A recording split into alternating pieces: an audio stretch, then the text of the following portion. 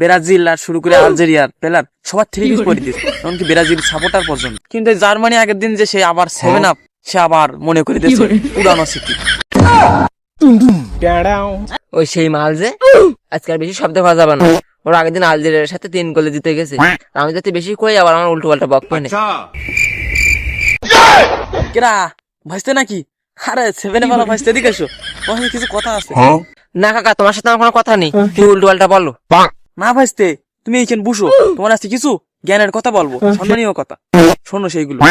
তুমি জ্ঞানের কথা কোন জায়গায় বলবা? প্রথমে তো 7 আপ বলে আমার অপমান করলে। ভাসতে, তোমার আমি 7 আপ বলতাম না, তোমরা আমাকে বলতে যে থ্রি পিস। তাই কালকের যে খেলাটা হয়েছে ওই খেলার ব্রাজিল আর শুরু করে আলজেরিয়ার প্লেয়ার সবার থ্রি পিস পরে দিয়েছে, এমনকি ব্রাজিল সাপোর্টার পর্যন্ত।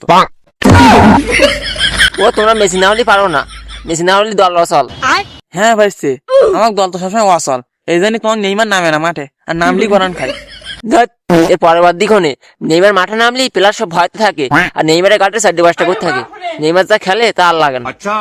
হ্যাঁ ভাইস্তে, তুই নেইমার ভালো খেলে, নেইমার বল বাদে দৌড়াই, আর যেই একটু টাচ করবে সেই শুয়েও না গড়ি পড়বে 5-8 দূরে।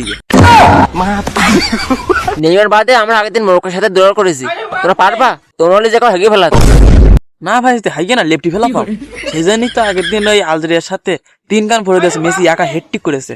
ওই মেসি ছাড়া তোমরা পারো না, তুমি আর আমার কোনদিন 7 আপ বলবো না।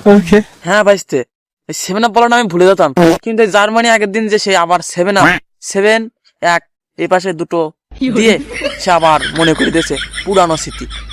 তোমার কি মনে পড়ে ভাইস্তে?